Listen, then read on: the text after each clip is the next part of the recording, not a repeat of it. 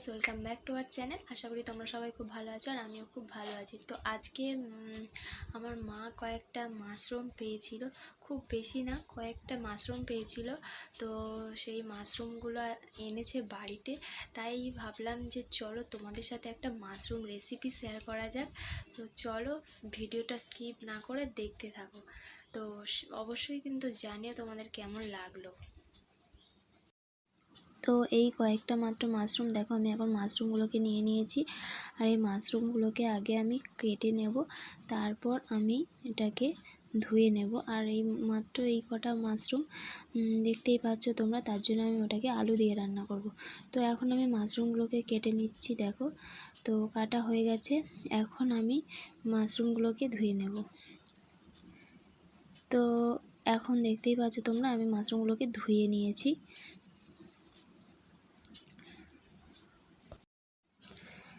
তো এখন দেখতে পাচ্ছি আমি পেঁয়াজ নিয়ে নিয়েছি, একটু আলু কেটে নিয়েছি, আর নিয়েছি টমেটো কুচি, আর রসুন বাটা, আদা বাটা, আর হলুদ গুঁড়ো আর লঙ্কার গুঁড়ো। তো আমি বেশি কিছু দিয়ে রান্না করিনি, এই কটা মাত্র উপকরণ। তো এখন আমি দেখতেই পাচ্ছ কড়াই বসিয়ে দিয়েছি, দিয়ে একটু সর্ষের তেল আমি ঢেলে নিচ্ছি।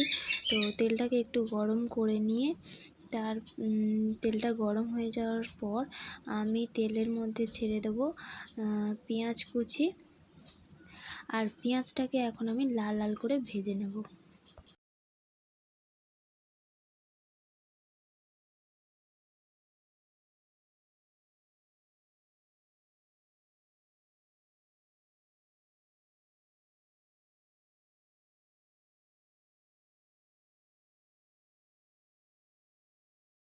তো এখন তোমরা দেখতেই পাচ্ছ আমি পেঁয়াজটাকে লাল লাল করে ভেজে নিয়েছি।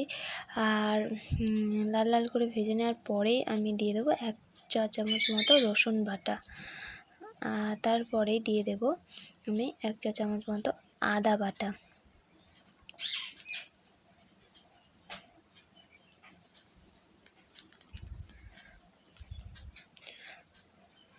তারপরে এই দুটোকে ভালো করে নাড়িয়ে চাড়িয়ে দিয়ে দেবো একটু লবণ।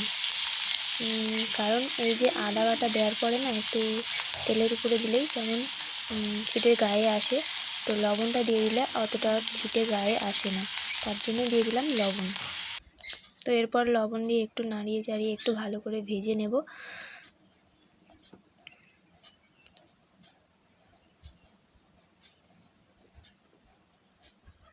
এরপর দিয়ে দিচ্ছি 1 চা চামচ মতো হলুদ গুঁড়ো,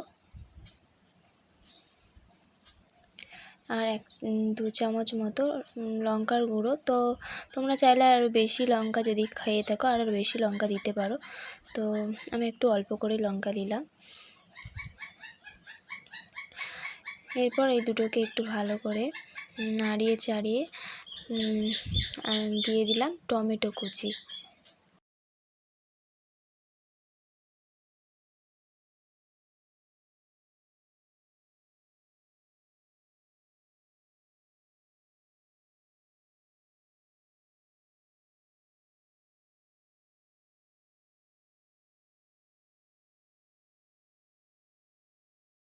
এরপর এটাকে ভালো করে আমি কষিয়ে নিচ্ছি, যতক্ষণ না তেল ছাড়ছে ততক্ষণ পর্যন্ত আমি কষিয়ে নেব।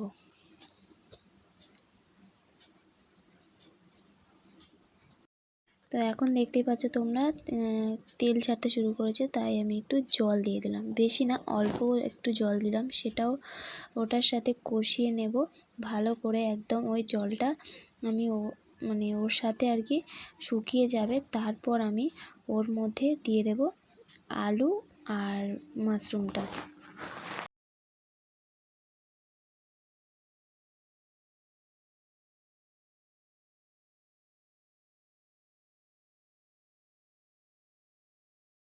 তো এখন দিয়ে দিলাম আলুটাকে দিয়ে দিলাম, এরপর আমি দিয়ে দেব মাশরুমটাকে, দিয়ে আবার ওই মশলাটার সাথে ভালো করে কষিয়ে, আমি কিন্তু বেশি জল দেব না, কারণ মাশরুমটা তো ধোয়া রয়েছে কাটার পরে, তার জন্য মাশরুমের মধ্যে যে জলগুলো আর কি আছে সেই জলটা উঠবে, অনেকটাই জল উঠে যাবে, সেটা তোমরা দেখতেও পাবে। তো আমি এখন এটাকে নাড়িয়ে এরপর আমি এটাকে ঢাকা দিয়ে দেব। তো দেখো তোমরা,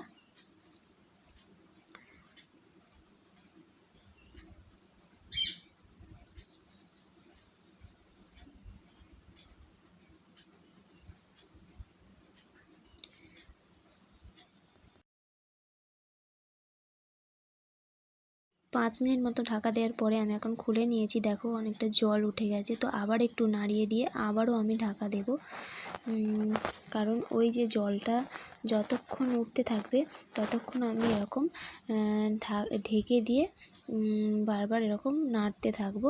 তো দেখতে থাকো তোমরা।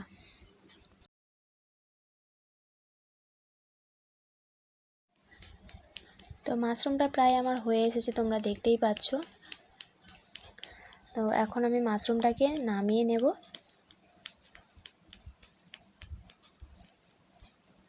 তো রেডি আমার মাশরুম, আলু দিয়ে মাশরুম রেসিপি। তো কেমন লাগলো অবশ্যই জানিও।